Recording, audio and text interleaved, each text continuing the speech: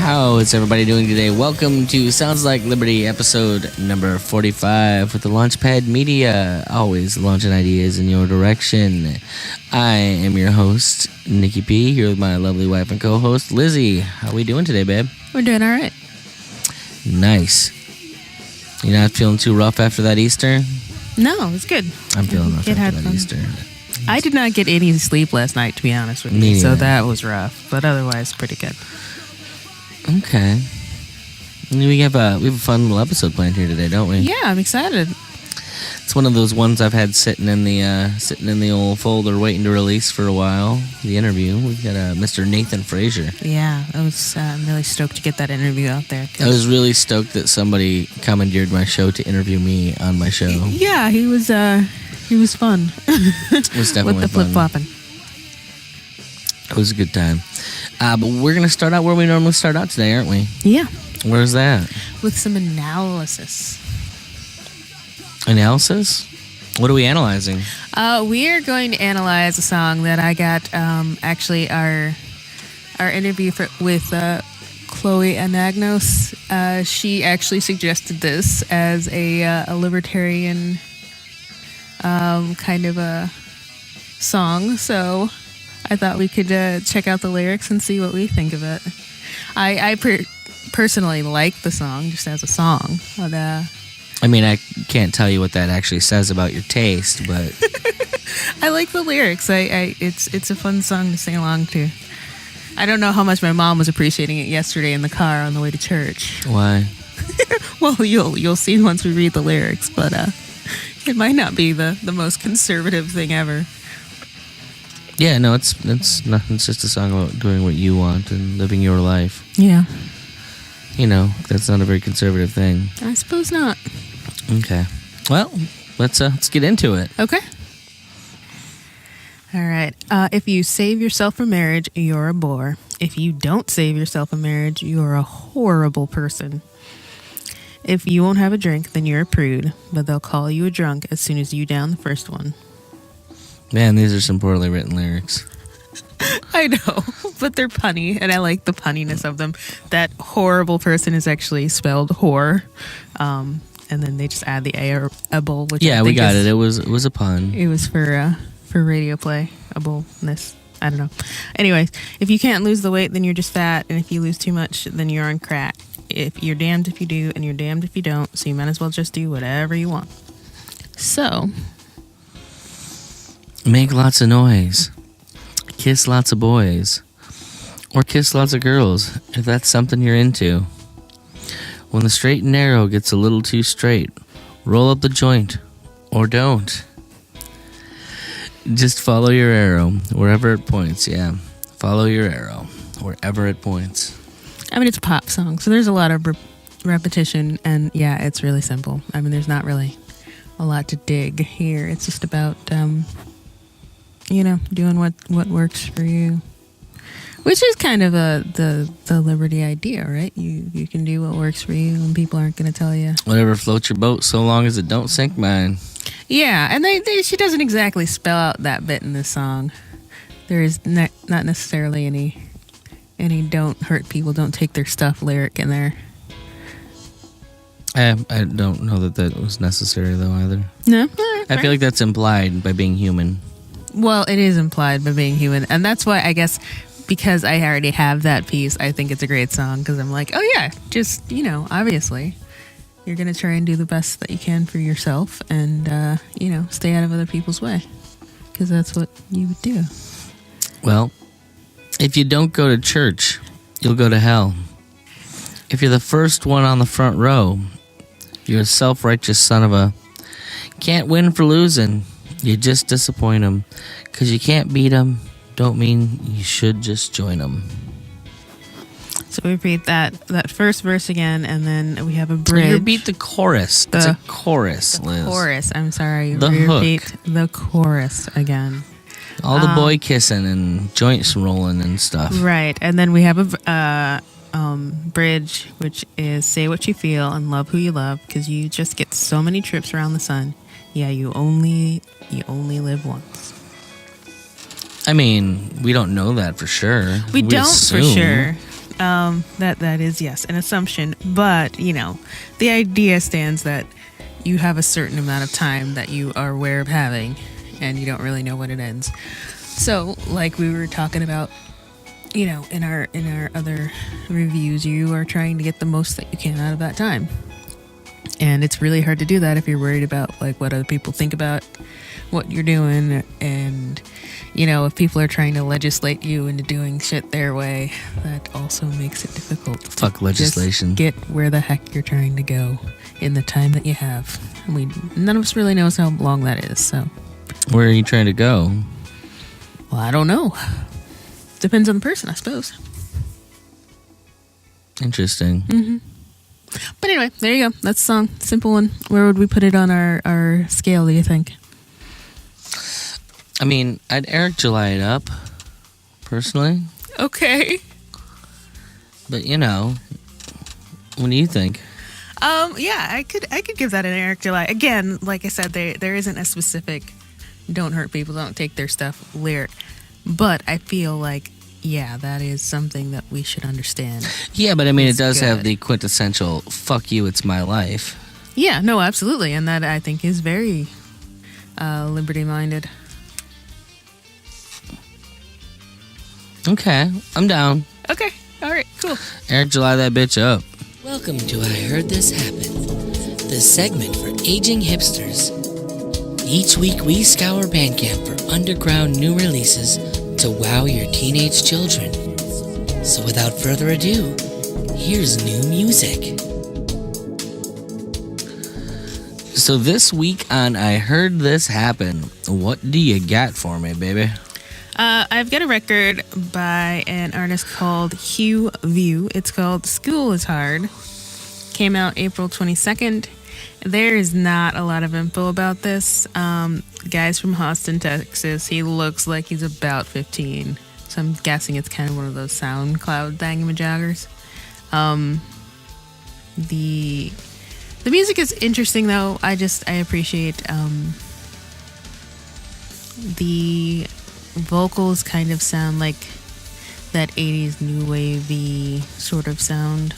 Almost Peter Gabriel-y, but not quite as soaring with the vocals. And there's a whole lot of synth craziness happening all over the place. So I dug it. Yeah, that's my pick.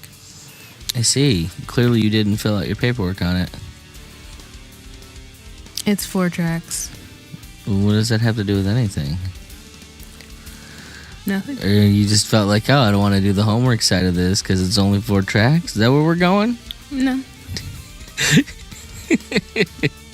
She's like, I hate you so much right now. No. I wish you guys could see the evil beams coming out of her eyes. There are no beams. There are evil beams. I'm just sitting here. No, they don't look like normal evil beams because it's Lizzie, but they're there. Okay. What do you got? All right, I have Long Lungs. It's a 4-track EP by Kevin Nichols. Okay. Out of Oakland, California. He also, for the record, looks like he's 15. Interesting. Yes. The album was released on the 18th. Okay. And it's, alt rock. That's what it is. Nice. And I mean that in the classic sense of it's 1998 and I'm explaining to somebody what kind of music is popular. Right. Reminds me of the Foo Fighters, the Pixies, Superdrag, and Failure. Nice. Okay. My favorite song is the opener, Long Lungs, without question. Nice. The album is pure pastiche. It fits great next to all 90s alternative that I miss. Mm-hmm. The album hits hard and fast out of the gate, and each song moves from hook to hook as ferociously as possible.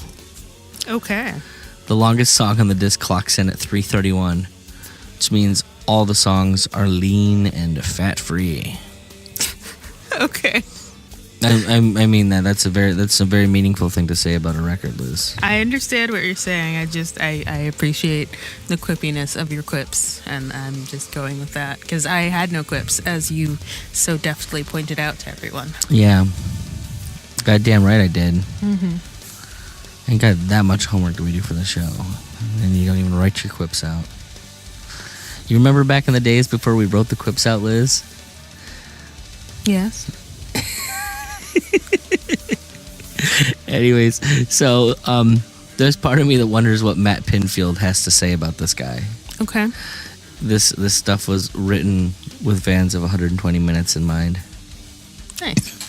So, anyways, that's this week's I Heard This Happen. It is.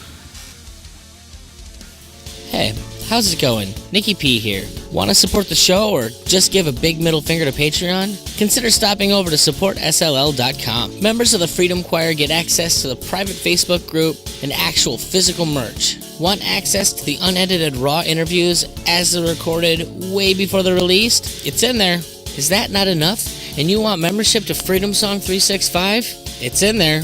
There's even monthly bonus swag for top tier supporters. So head on over to supportsll.com. Help Liz and I get to libertarian functions and even just cover the costs of making the show. If I'm not a good enough salesman, how about this? Support my mom and dad and Sounds Like Liberty. Go to supportsll.com. You heard her, folks. Join the Freedom Choir at supportsll.com. So, we're here. We're here. We have an interview with the illustrious Nathan Frazier of Copy and Funnels. Indeed. This guy has a lot of knowledge just to lay on us. And then he was nice enough to ask us some questions. He's a professional podcast producer. Yes, so and that does too. Definitely show through, for sure. You know, and he's used to like real podcasters. So, it's like, so he's running circles around us, basically, is what you're saying. it was fun though. It was very fun, and he was very gracious, and we appreciated having him on the show. So we hope that you enjoy this interview. It's gonna be a thing.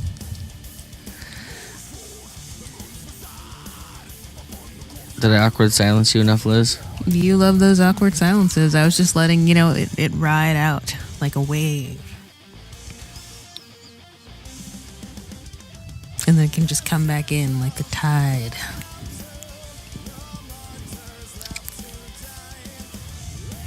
She's having serious issues with this, folks.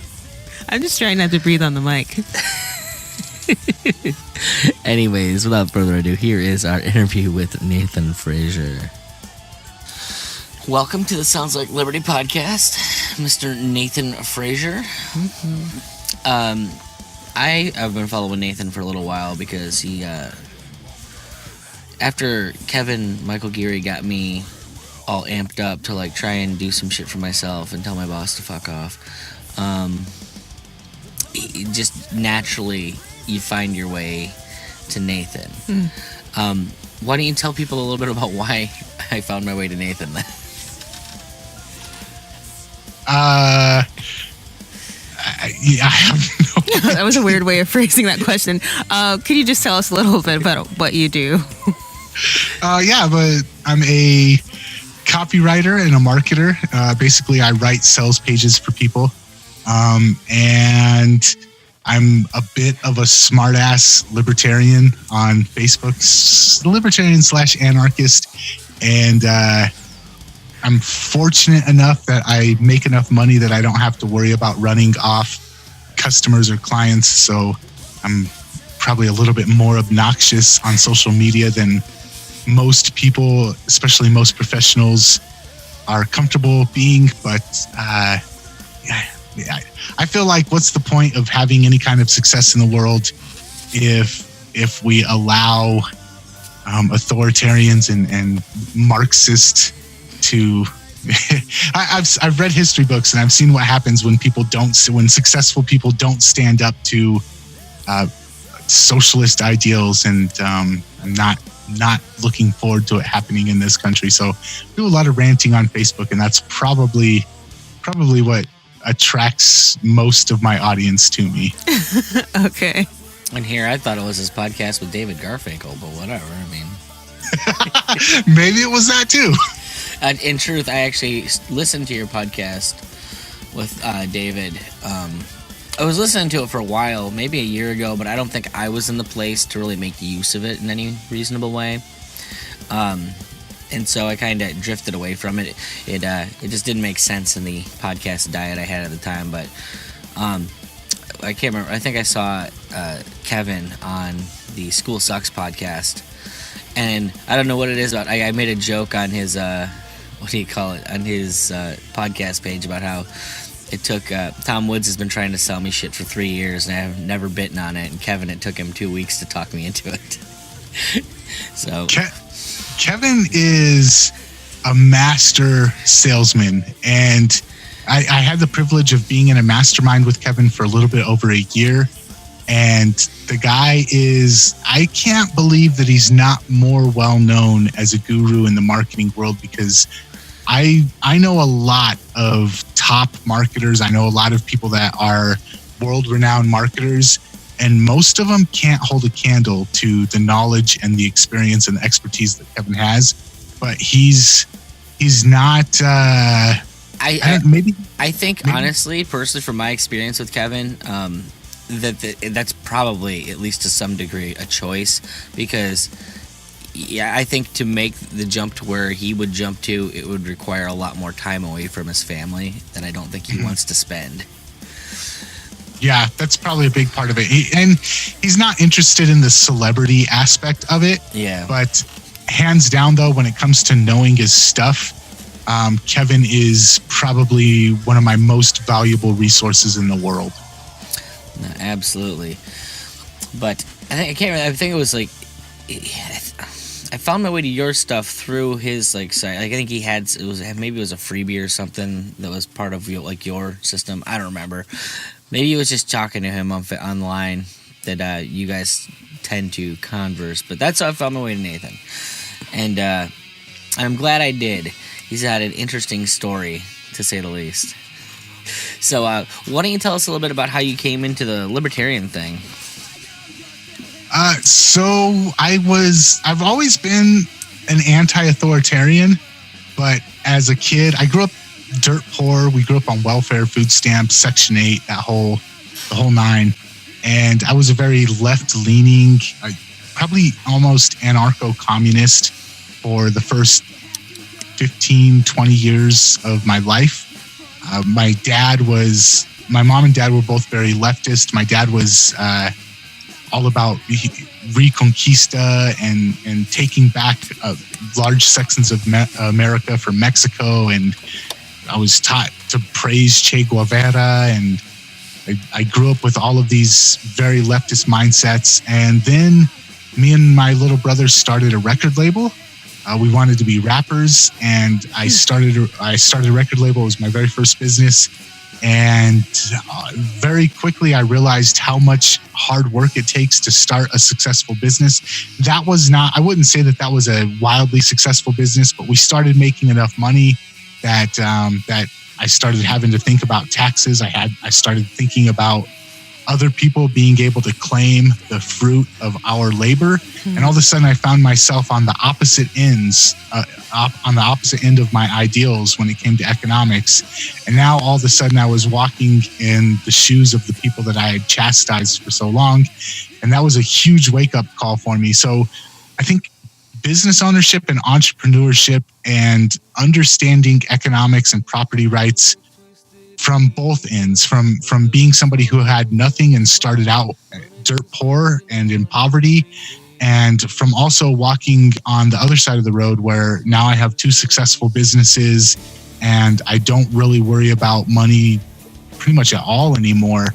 Having both experiences made me realize that the ideals that I held as a kid were very dangerous and have pretty much set me up to where now I just constantly rail against those ideals, even sometimes, I guess, at the expense of new customers and clients, because I do get people that say, I was really going to buy your product, or I was really going to hire you, but you posted on Facebook about this, and this, and I just can't do business with somebody who thinks that way. But well, good. I hope those people starve. It'll be less of my problem. I don't hope that they starve, but way to take the high road. Well, no, look. Well, because this is why it's why I say I don't care about communists. Like, as a libertarian, like everybody's paranoid about the communist influx, like into the Libertarian Party. Look, if we end the state, please, they can do all the communing they want, and I'm gonna homestead their property after they die. Yeah, but here's the deal, and this is what I think a lot of libertarians don't get. Is a lot of the communists feel totally justified in enacting violence. And when I was in that mindset, I was all about the revolution. And we felt as if we were morally justified in murdering and killing and stealing. And libertarians don't usually. We've got that pesky non-aggression principle standing in our way. Well, yes, but also we also have those pesky armaments and shelters that while a whole bunch of well-meaning commies might try and storm the threshold, with the exception of a few organizations, I'm not terribly concerned about that either. Because, guns don't mean shit if you don't know how to use them. So, do you mind if we kind of go down that please. route real quick? You can do whatever you want, boss.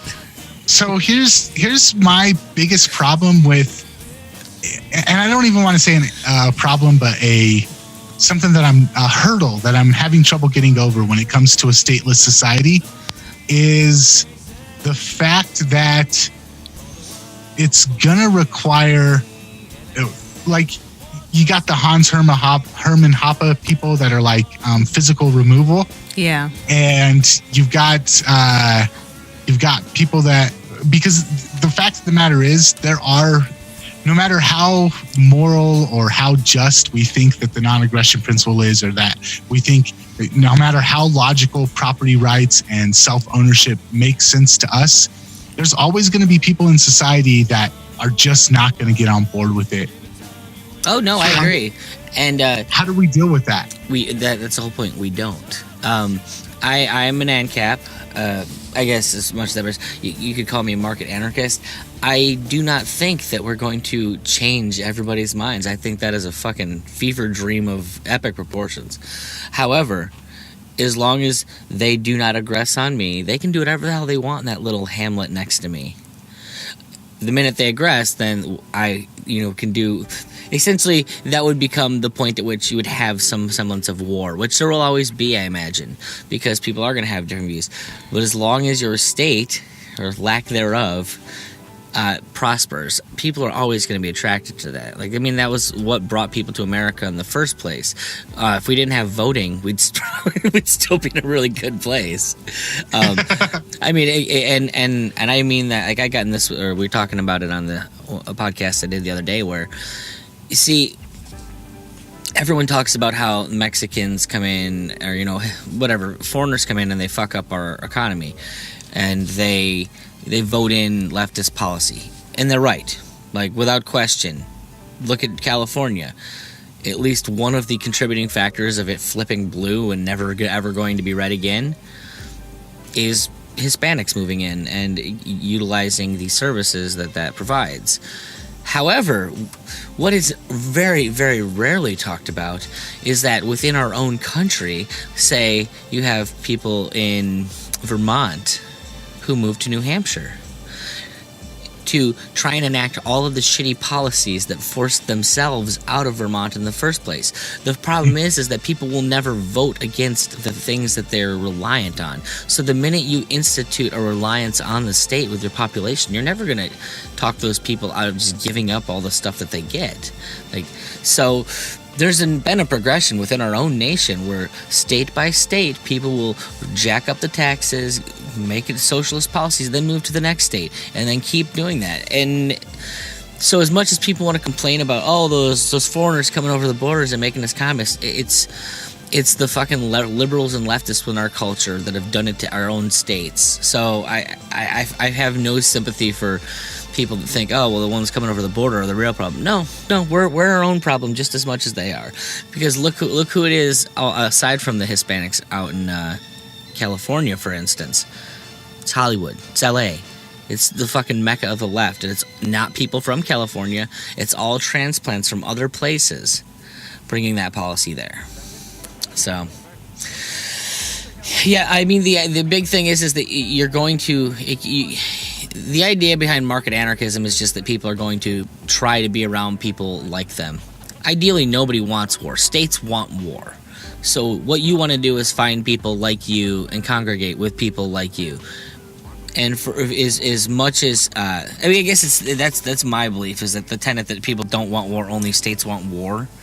That inevitably people will try. If you don't like somebody, don't go there. So you have the two different mindsets, though. You've got the people that say, hey, I believe in property rights. I believe that I built this house and therefore I deserve the superior right to stay in this house. Mm-hmm. And I built two houses and I have the right to choose between the two. And while I go on vacation, I'm going to use this house. And when I'm not on vacation, I'm going to use this house. And I accumulated the resources to build both of them. Some people are going to agree with that. Other people are going to say, well, you abandoned that house. Nobody's living in it, so I have a right to go live there. And without some sort of consensus in the majority of people, it's just going to come down to bloody war. Whoa. And so that's where the idea of... Allow me to push back on this real quick. Okay, so what you're giving me is a theoretical situation where, yes, in theory, those ideas do push against each other. Now, in practice, how do you actually see that enacting? Do you see me going on vacation and the community that obviously I'm in respects property rights? Do you expect them to allow people to just come in and start using my property? Do you expect me not have security protecting my property? Do you expect people from that other community that, practices communist ideals to come in and start a war that they have no reason to start? I mean, that's the whole point. You're relying on individuals to start war at that point, and I don't see that happening. I mean, wars, the only reason they happen at all now is because of the Federal Reserve allowing huge amounts of money and capital that wouldn't be spent otherwise to start them. I understand the theoretical fear of that. I just don't see how in practice it's going to happen. So some dude moves into my house while I'm on vacation. I'm saying this. It does happen. And I grew up on the left, and we do that stuff. We do steal from stores. We do go into people's houses and steal their stuff. We do squat on people's property. No, but that's my point. And you're not wrong. My point is those people aren't going to be in the community. I have no vision that we're going to have a cohesive America, that everyone in this place is going to be. You're going to have communities that live by certain codes, and that's how they live.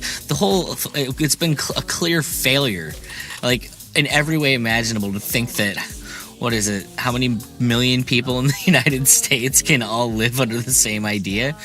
That's ludicrous. And the fact of the matter is like, that's the world that guys like Tom Woods would want is not the world that I want.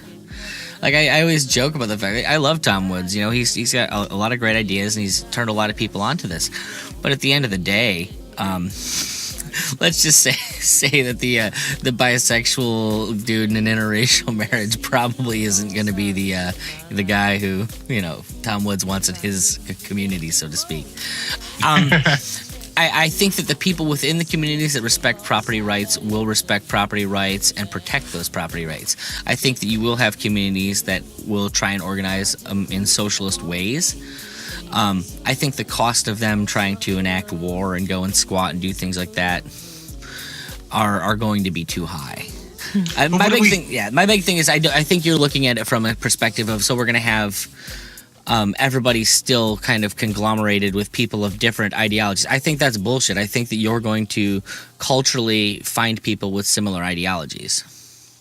I would partially agree with you, except for the fact that within my own lifetime, I've changed my ideologies, and I've changed them from left-leaning to more centrist or right-leaning, but I've seen other people do the exact opposite. I've seen a lot of people that grew up in very wealthy households become absolute leftists. And what happens when we build our community, but the next generation buys into a bunch of socialist ideals?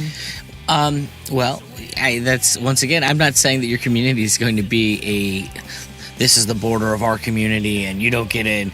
I think that will happen. Would happen naturally, like as the people change. I also think that part of that is that within the way that we can't divorce ourselves from the fact that with all these people living in one area, and a lot of I think the bigger reason most of our people have changed is strictly off of the propaganda that the media fucking spews day in and day out that there's no escape from. I think you'd have a lot less people subscribing to socialism if we just fucking taught economics in schools, but we don't. And conspiracy or not, there's definitely been, if you've read Thaddeus Russell or, gotten into any of like the history behind the progressive era and how all that stuff changed, like, I know CJ Kilmer's talked about it. School Sucks has done a whole bunch of good stuff on it. It's been a concerted effort to push the culture one very, very specific way, and has been for about 100 years. It's moved slow, but we're not here not by design. This is not something that naturally happens. It is something that people have put a lot of effort into making happen in very small, incremental ways over a long period of time. And I'm sure as a business owner, you can see part of that whole thing is time preference, and the fact that people that tend to have money have a much longer time preference. So when you're looking at people, say, that are in 3 generations of wealth that have had a time preference, for a long time, their grandparents had a vision and enacted something that's just now coming to fruition. There's also those people that don't understand that. At the end of the day, like, anyone can develop any which way. I think it's what do I put here? The whole idea of how we, like, leftism and socialism and all that. That was the dream of all those ultra wealthy people from back in like the 20s and 30s. Like, basically the Gilded Age. Their dream is just now finally coming into it. It's fascism of the highest degree. Woodrow Wilson used to salivate over fucking what's his name there, Mussolini. He loved that shit. It's just consolidating that money into certain people and making it so only certain organizations have it, and it's been a very long plan indeed. So I guess the question is, and I want to get Liz's take on this though. Okay. Go for it.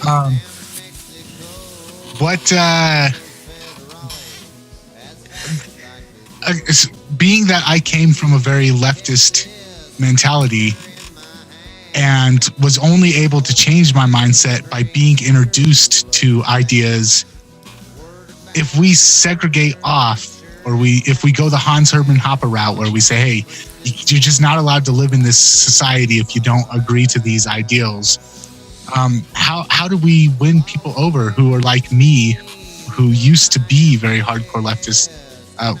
What's the solution? I'm not sure that segregation is going to work.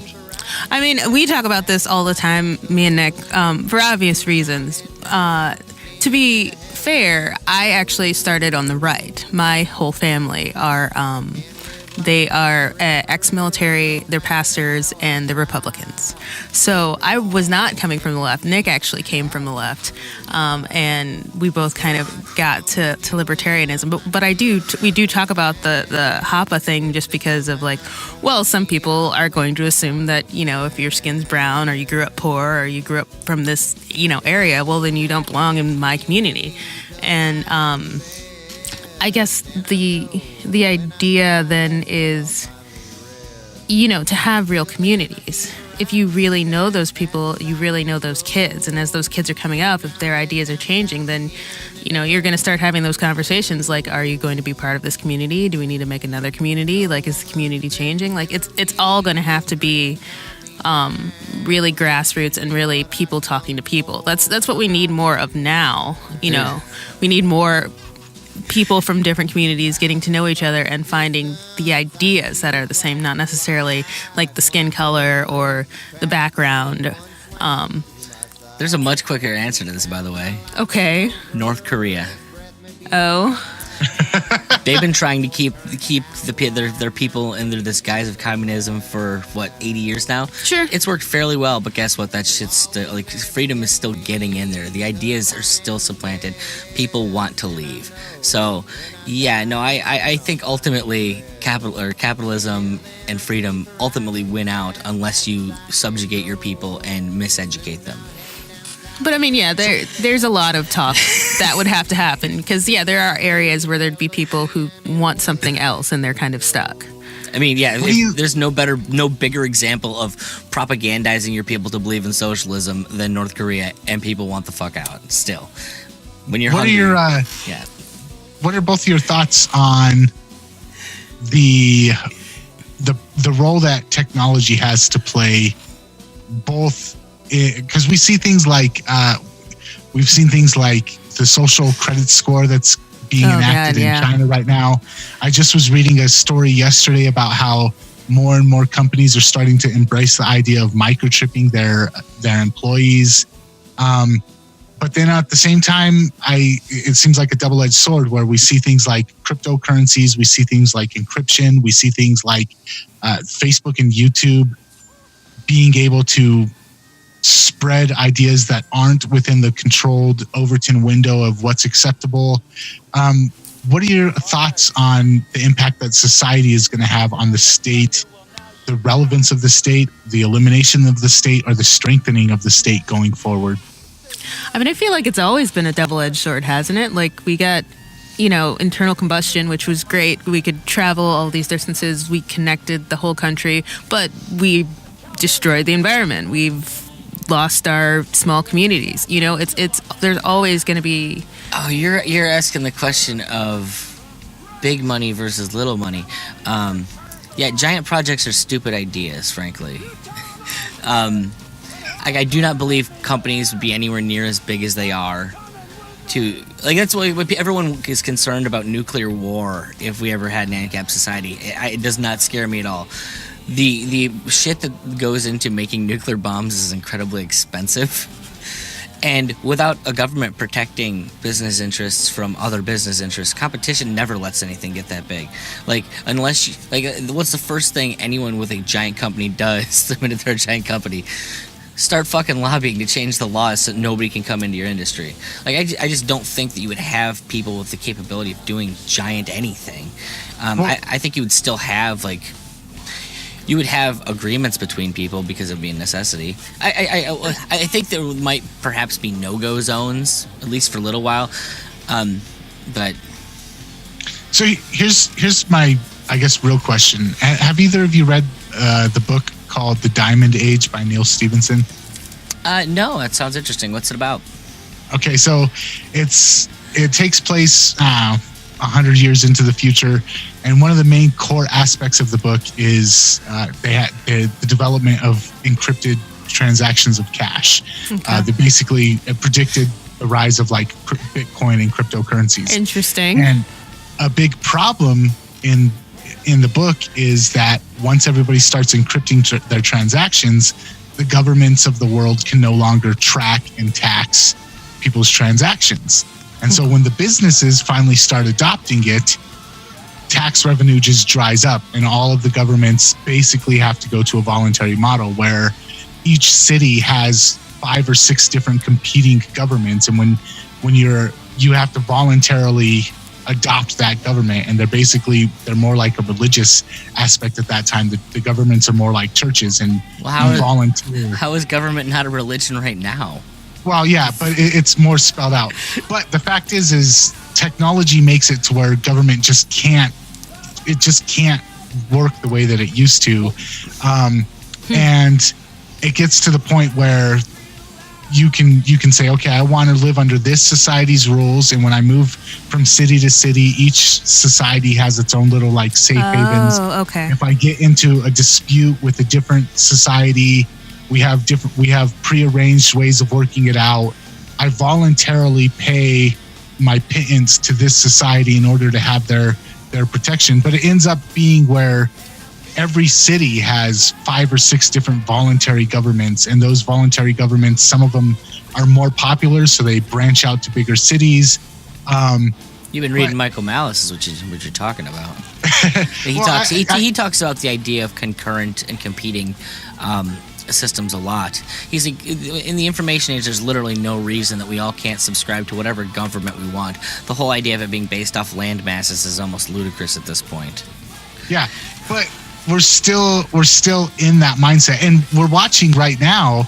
I mean, like if you look at the Democratic Party, there's a huge schism going on right now between the traditional corporate liberals and the far left Bernie Sanders, Ocasio-Cortez, super Marxist liberals. And then if you look at the Republicans, we have the same thing. We've got like the neocons, and then we've got the Trump Republicans, and then we've got classical conservative Republicans. And it seems like the two-party system is kind of breaking down, and I just wonder how much longer. Really? Because here's what's funny. I actually saw a poll earlier this week where the question was, do you believe it's time for a third part, or do you believe that, I think it was something, the wording was like, do you believe the two-party system is, we need more parties, whatever, the basis of the question was, do we need more parties? 49% of the people that answered that question said no.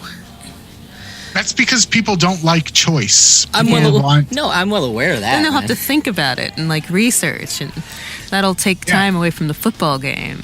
Being able to choose between bologna sandwich and peanut butter and jelly sandwich is a lot easier for their life than having to choose from a giant menu every day. It's funny. Let me put this back on you and take control of my own damn podcast for a minute. I love you to ask questions, though. No, it's fine. So here's a question. As an entrepreneur, I'm always fascinated by how I've asked Kevin this a couple times and not really been satisfied with the answer. But why do I not feel like I connect with anyone? Like I have difficulty imagining an avatar when I have difficulty fathoming how their brains actually operate. Like I do not, like every time I read something about marketing and psychology, and I'm like, is this really how people think? Is the first thing out of my mouth. Like so much of the like they say, well, this is the way that people operate in a given instance. And I'm like, well, that's like the exact opposite. And is it just that because I'm a contrarian, I've like programmed myself to function exactly the opposite of people? And like, I now am this weird, like anti-person that doesn't work the same way. It's confusing because, like I said, I genuinely feel like I often do not even have a prayer at selling anything because I'm like, I don't know how the hell you arrive at any of those conclusions, and I'm over here just like, this is what the book tells me I need to do. So, I think the disconnect is between mass market and here's the thing, and this is in politics and marketing, it's the same way. It's a lot easier to predict the actions of people when you get them stirred up into groupthink. Yeah, groupthink is a lot easier to manipulate. Groupthink is a lot easier to if you can get people to identify as a black person or as a 25 to 35 year old or as a whatever the identity that you try to put on them, if you can really drive home that identity and get them thinking of themselves as part of a group, they're a lot more likely to do what the group does. And it goes back to our primal instincts, our tribal instincts. We want to fit in with the group. If we don't fit in with the group might leave us behind and we might starve to death in the elements. Well, and what's funny is specifically, like, I don't have that instinct. My natural instinct is to just go against the group. I don't know why, but that is literally how my brain functions.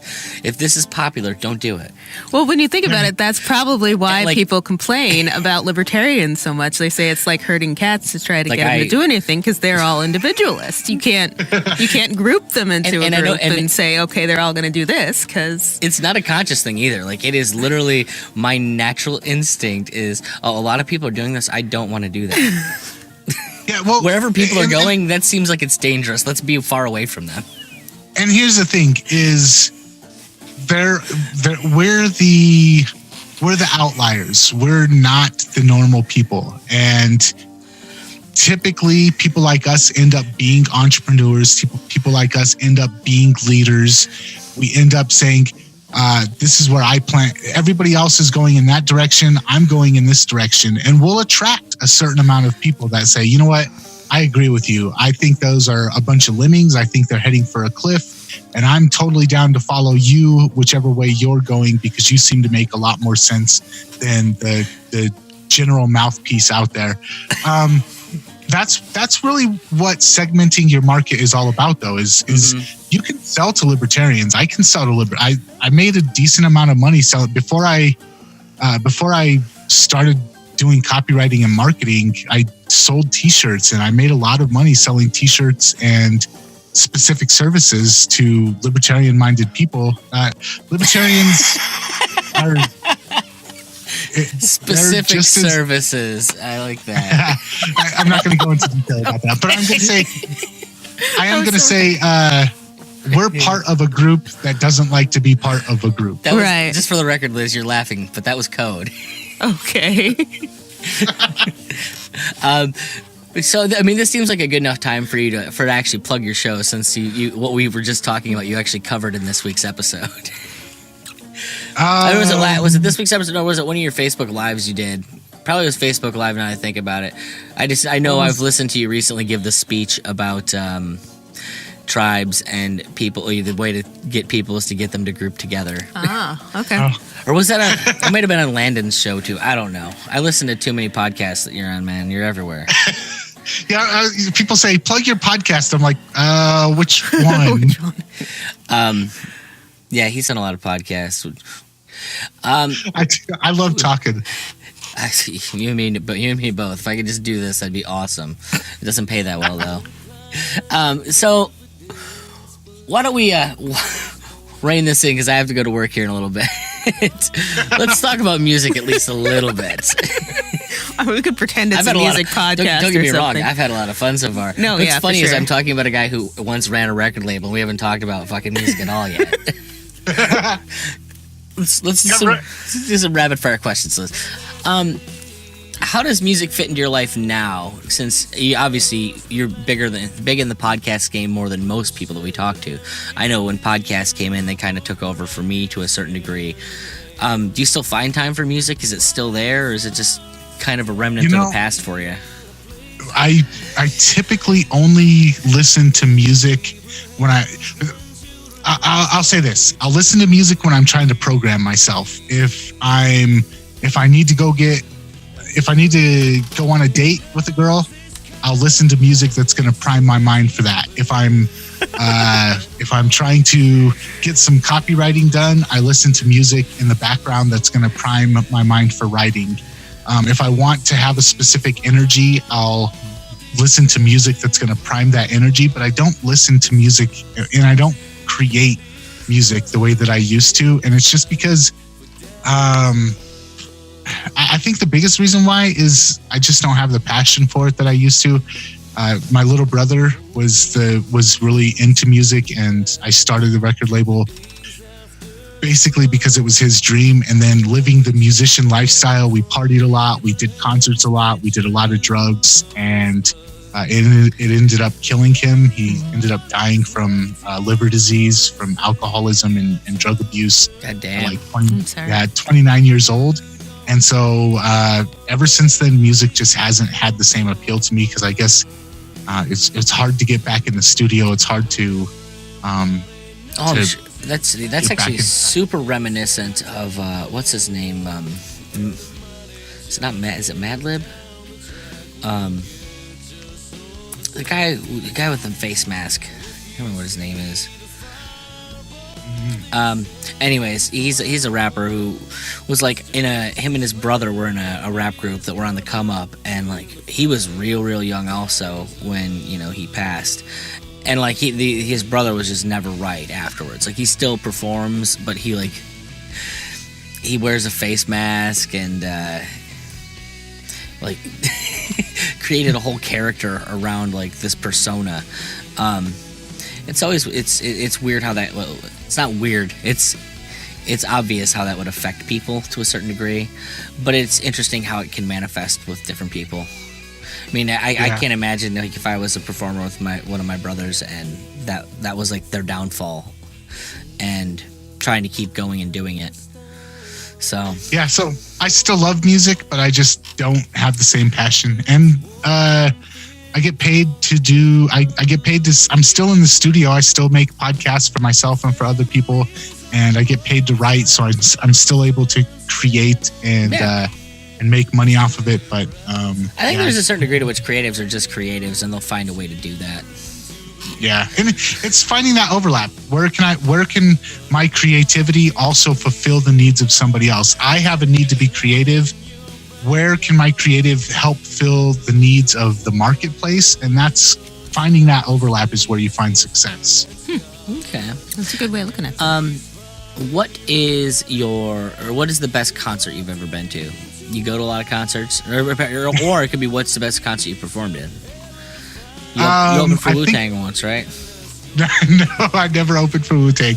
I have met the guys from Wu-Tang though.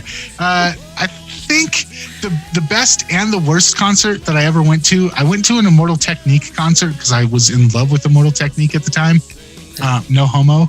And it was like Immortal Technique, Nas was there, Black Pegasus was there. There was a bunch of underground rappers.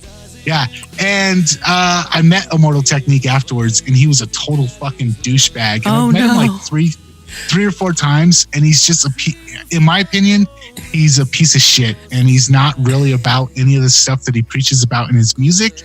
And he's very selfish, very self-centered, and he treats his fans and his supporters like crap. And this is all from meeting him backstage and seeing how he interacts with other people. And so it was one of my favorite concerts that I went to because I thoroughly enjoyed it.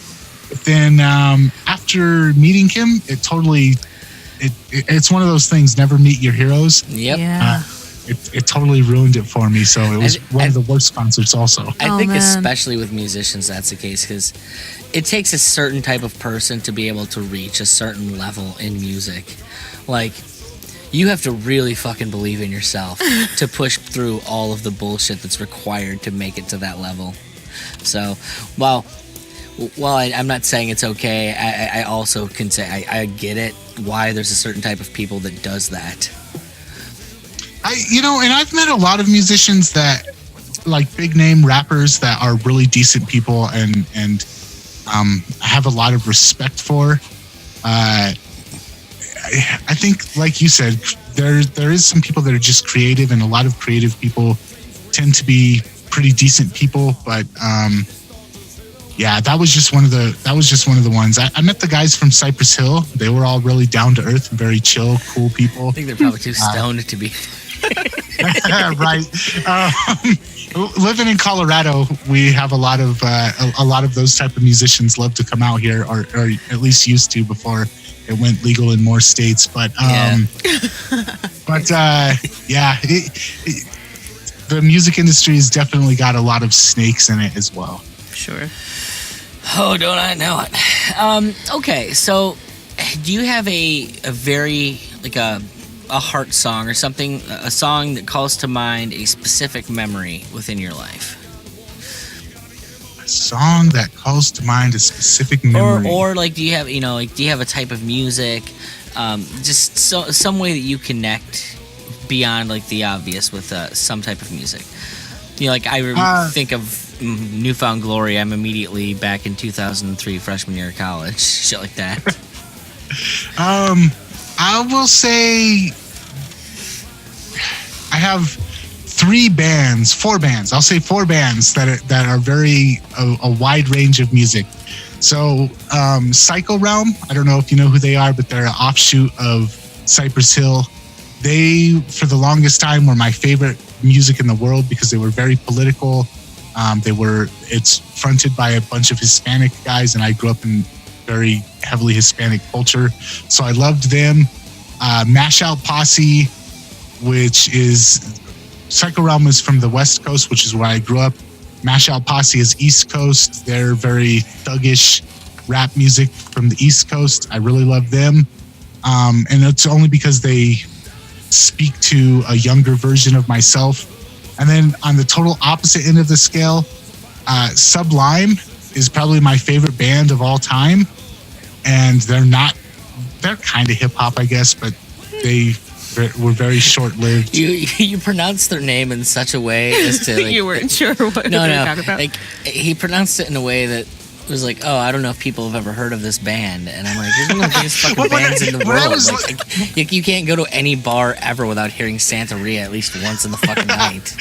So when I really loved Sublime was when Bradley was still alive, and Sublime got popular after he died. Yeah, and so unless you were from that area, nobody knew about him until that. And point, I was from that area, yeah. And so I loved Sublime, but when I loved Sublime, nobody did know who they were. So when I would say, man, I love this band called Sublime, people would look at me and be like, who?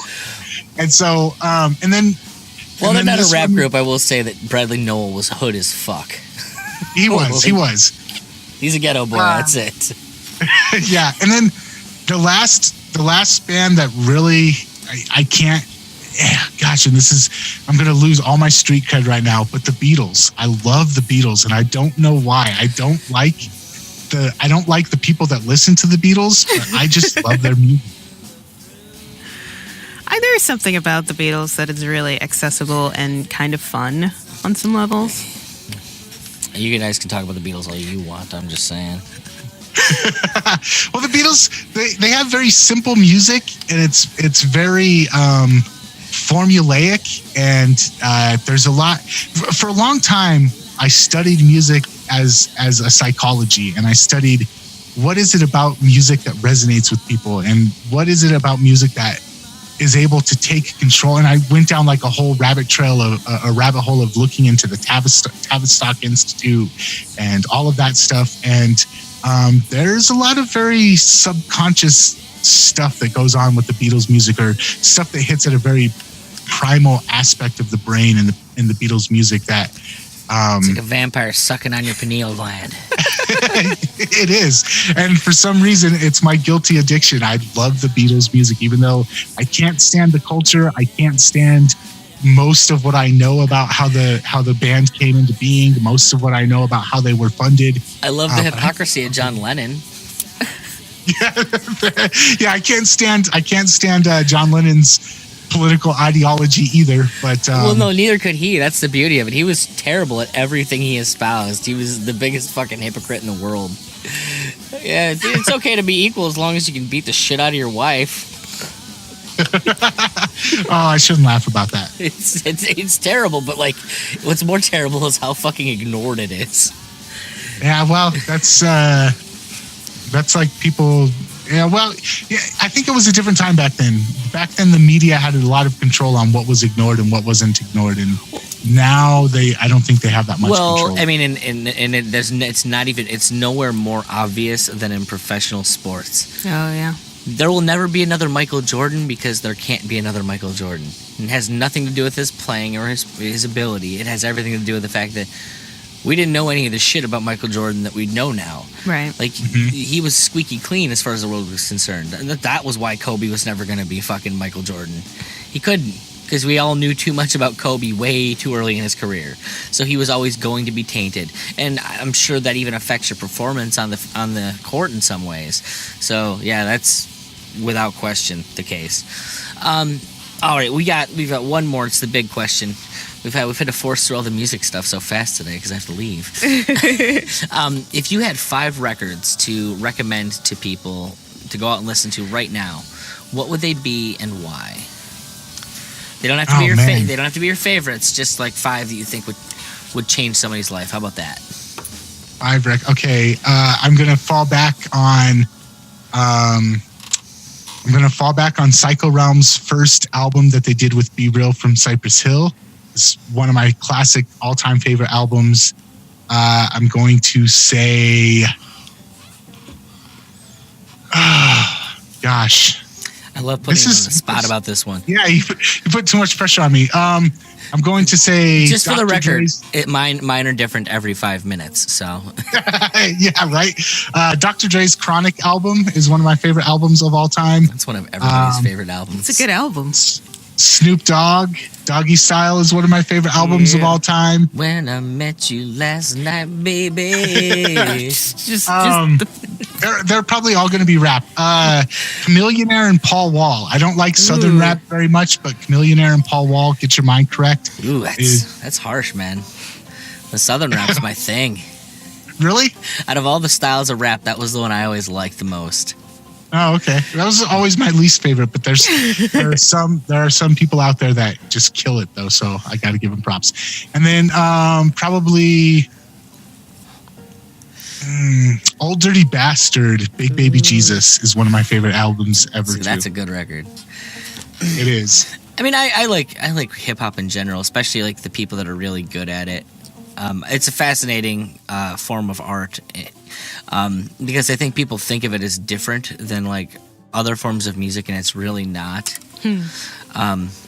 Like from a vocalist standpoint, it's the same. You like rap artists for the same reason you like singers and shit like that, which is voice 100%. Like it's why people barely remember who the fuck The Game was, but you can still talk about 50 Cent because. While 50 Cent may sound retarded, like Mace, they still sounded like only 50 Cent. Like one of the biggest things about any form of art is that you have to have a thumbprint. You have to be immediately recognizable. I mean, for branding, for a whole host of reasons. And if you look at all of the biggest rappers of all time, like 2 seconds into them talking, you immediately know who it is. And I love that. Yeah, absolutely. You gotta have something that makes you unique. Yeah. Like I said, fucking both Mace and 50 Cent sounded retarded, and they were huge stars. Yeah. They may have squandered that and done other shit, but whatever. You're just salty because Maze is making church music now. I'm salty when anyone moves and starts making church music. They should have stayed making contemporary shit. It always reminds me of that the South Park episode where Cartman goes and makes the Christian boy band. Yeah, Jesus baby. Yeah, Jesus baby or whatever the song was. Which has the greatest moment ever is like, Token, go get your bass.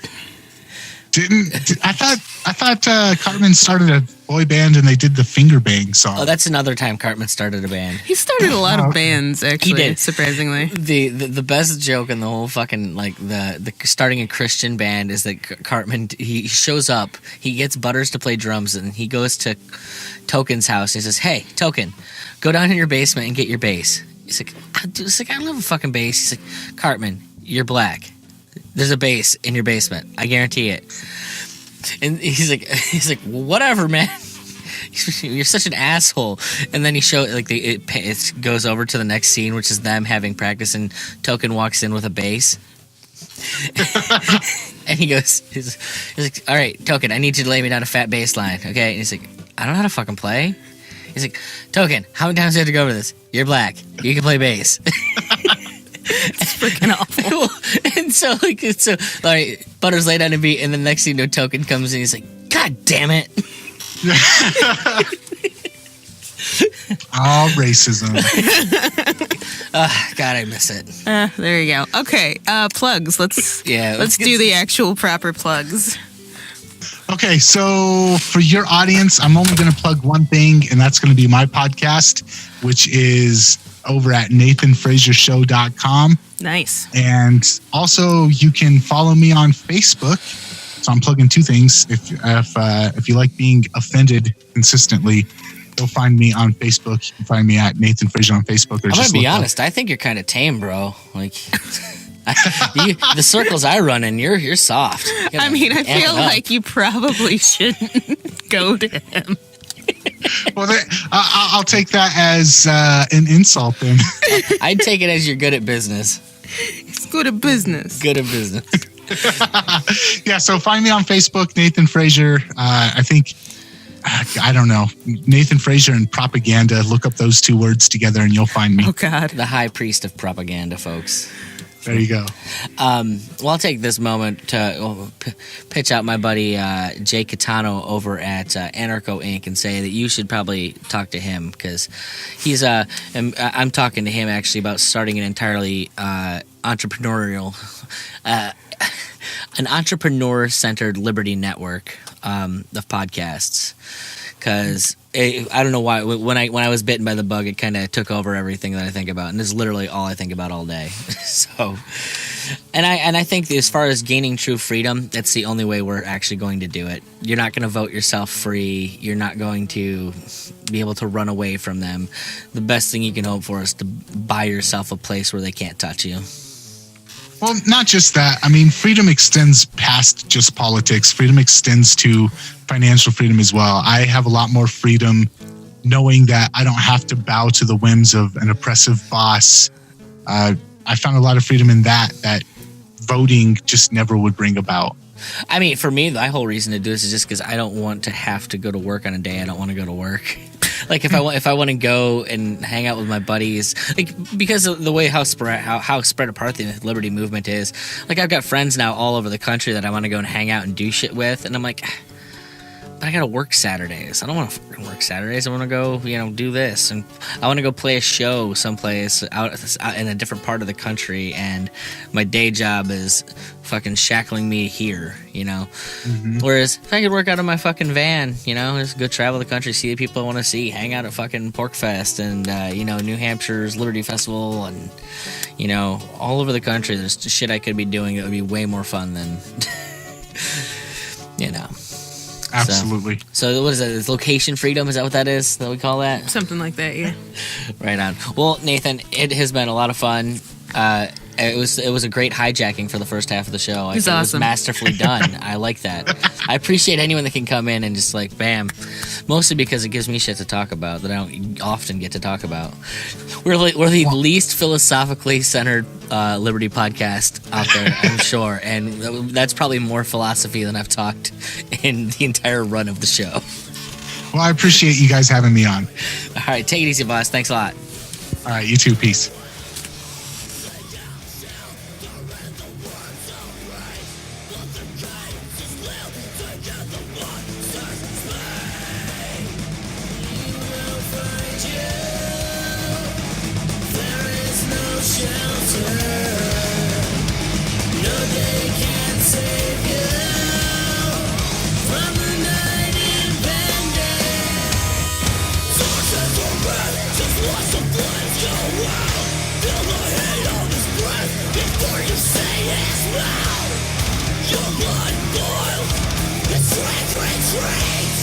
Cling to your rule and work till you're